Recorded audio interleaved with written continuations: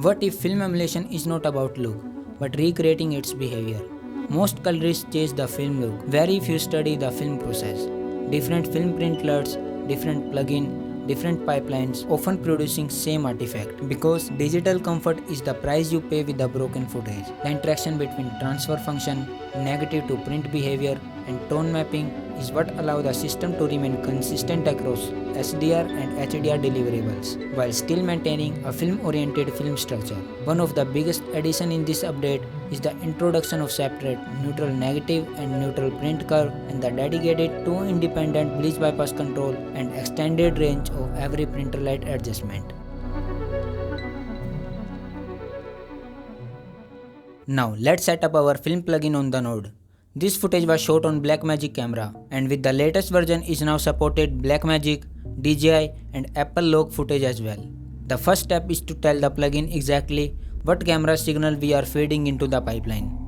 So, under input color space and input gamma, we will match the setting to source footage.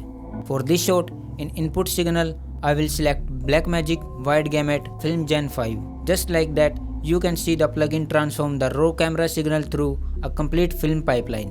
This take your camera info as input, then it convert into standard display output through photochemical process with a far more cinematic character. Your starting point with our plugin is already better than where many professionals ends up manually. Now any adjustment we make from this point forward, every slider affects the image at the source because it moves through the rest of the film pipeline. Instead of grading on top of the footage, we are shaping the behavior of original camera data, giving us a much more natural and film-like response because a film pipeline is not a collection of isolated tools.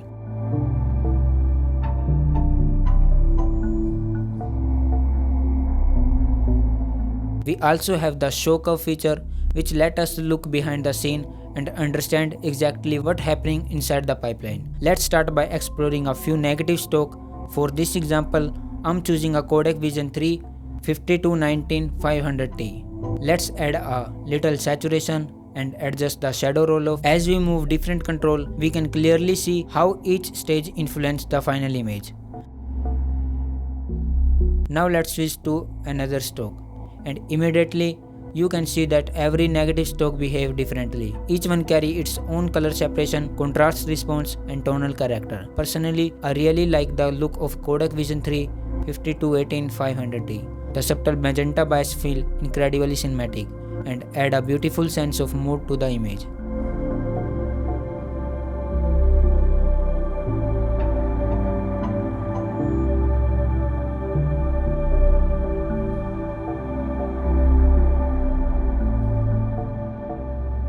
These are the color management setting for SDR grade I'm using for this project. My timeline color space is set to DaVinci wide gamut intermediate and my output color space is Rec 709 gamma 2.4. Of course, you can change the output target if need. For example, you might want to work in sRGB gamma 2.2 instead. Just make sure whatever output color space you are using in your color management setting is also selected inside the plugin output selection. When the plugin output and your color management output are perfectly matched, the entire pipeline stays aligned, ensuring accurate color reproduction from camera signal all the way to the final display. We now have access to huge collection of negative stock. The way this stock behaves is actually rooted in how film was designed to work in real world. The difference between these stock are intentionally subtle. They are built to work together. So you can shoot your indoor night scene 500 tungsten, you can go capture stuff in broad daylight, use those two different stock in same family, and when you put those cut next to each other in the timeline, they hold together as one cohesive look.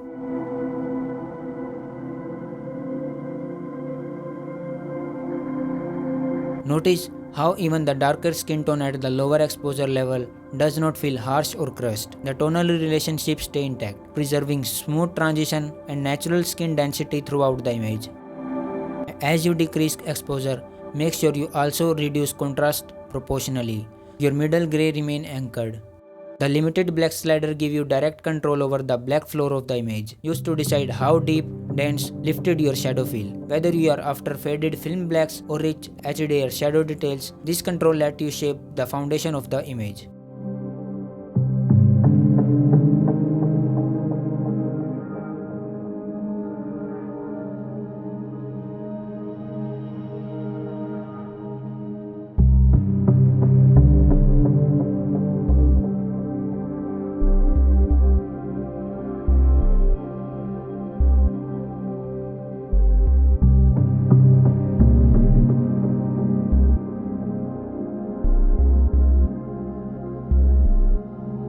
One of the biggest additions in this version is the introduction of two dedicated bleach bypass control and two separate control for neutral negative curve and neutral print curve. One of the biggest challenges with the film emulation is the control of amount of split toning that naturally exists inside a film stock. Some stock produce subtle color separation between shadow and highlight, others push it much further, creating a very distinct color signature.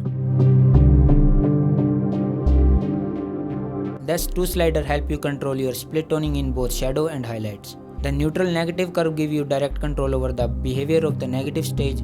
As you increase the slider, you are expanding the stock native split toning response in both highlight and shadow. The color separation becomes more pronounced, allow you to push the character of the negative further than the default state. But sometimes a stock may become more stylish than you want. That's where the neutral print curve comes in. Think of it as a balancing control for the final print. It's quite work opposite compared to neutral negative curve. If the negative is producing too much color separation, you can use the neutral print curve to balance and neutralize the response. Or you can push it further and exaggerate the relationship between highlight and shadow even more.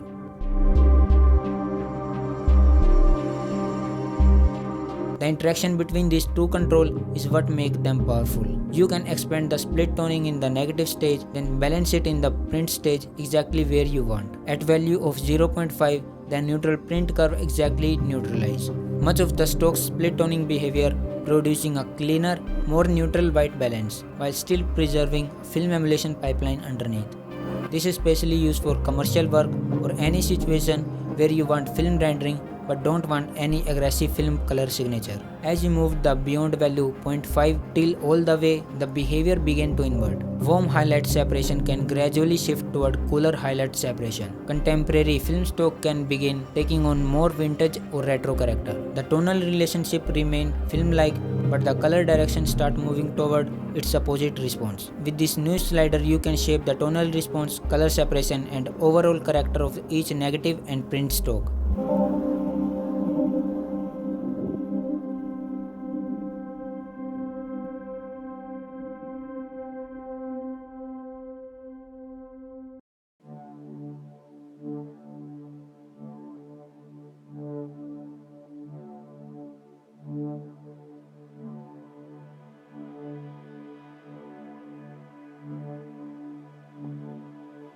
One of the biggest additions in this version is the introduction of two dedicated bleach bypass control. So what is bleach bypass loop? When the bleach is skipped during the film development, the silver remains in the image, creating higher contrast and low saturation footage, giving us the silver highlight in the highlights. Bleach bypass is not just decreasing saturation and increasing contrast, because in traditional film pipeline, bleach can be skipped either on negative state or during the printing stage.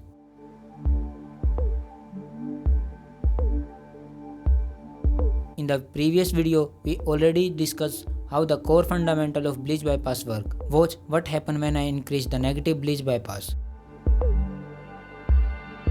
Now grab a still, now compare that to the print bleach bypass.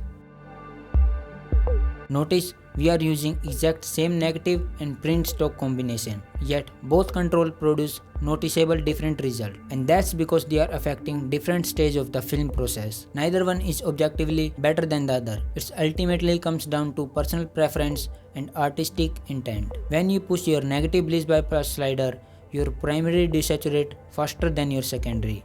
When you push your print bleach bypass, your cyan, magenta, yellow desaturate faster than your red, green and blue. Still there is much more thing happening under the hood in your negative and print bleach. The result is completely different color separation, contrast structure and tonal response. Even though both control fall under the category of bleach bypass, they are not creating a same look. They are interacting with different part of film pipeline, producing their own unique character. At the end of the day, this became an artistic decision. Some shot may benefit from denser, more aggressive feel of negative bleach bypass, while other might look better with the softer dye layer behavior of print bleach bypass. There is not right or wrong choice.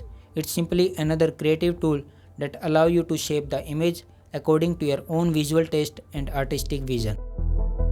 How do you actually deliver in HDR? There are usually two approaches.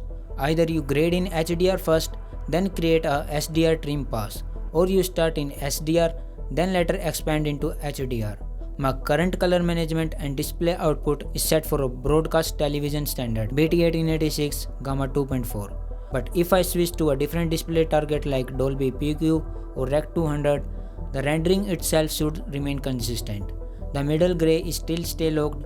What's changed first is the tone mapping by PQ curve and the available headroom above it, where my highlights sit. When I switch from SDR to HDR, at first it may look different, mainly because my monitor and color management are still configured around SDR viewing pipeline. Once you switch into a proper HDR pipeline color management, the image became very close. If the image change, it should happen because I intentionally choose to push the rendering further, not because the display transform forced to change. We have to change our color management setting for HDR. In our output color space, I will pick 2020 and output gamma PQ curve, because both HDR Dolby Vision use PQ curve, which known as ST2084. Let me calibrate my PA32 UCDM display for HDR pipeline. I will select the HDR BT2020 PQ preset, while the Sony XMP310 is already calibrated for Dolby Vision.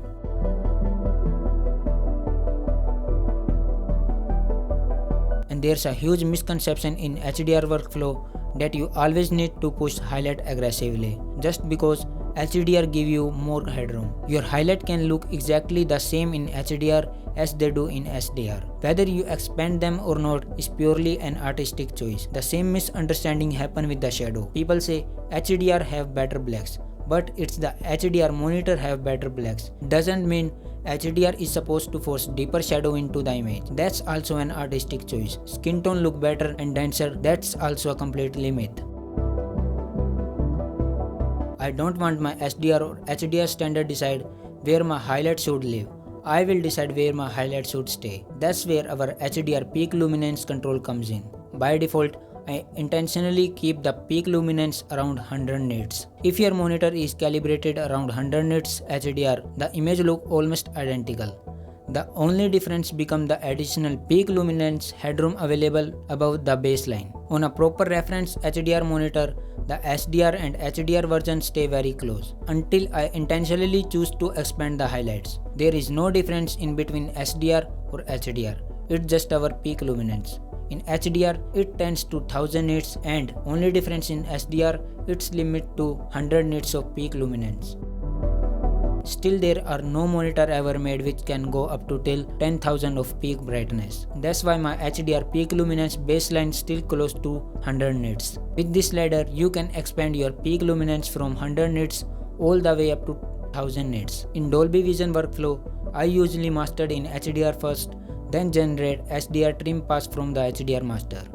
But fundamental, the philosophy is still identical. You establish a stable tonal foundation first, then you adapt it for different display target. With the SumerFade, the workflow becomes extremely simple. Your SDR version is already your master. Trim if need, switch your display target preset, and you are done. And that's the new workflow with SumerFade. Now we have full control on negative and print stroke.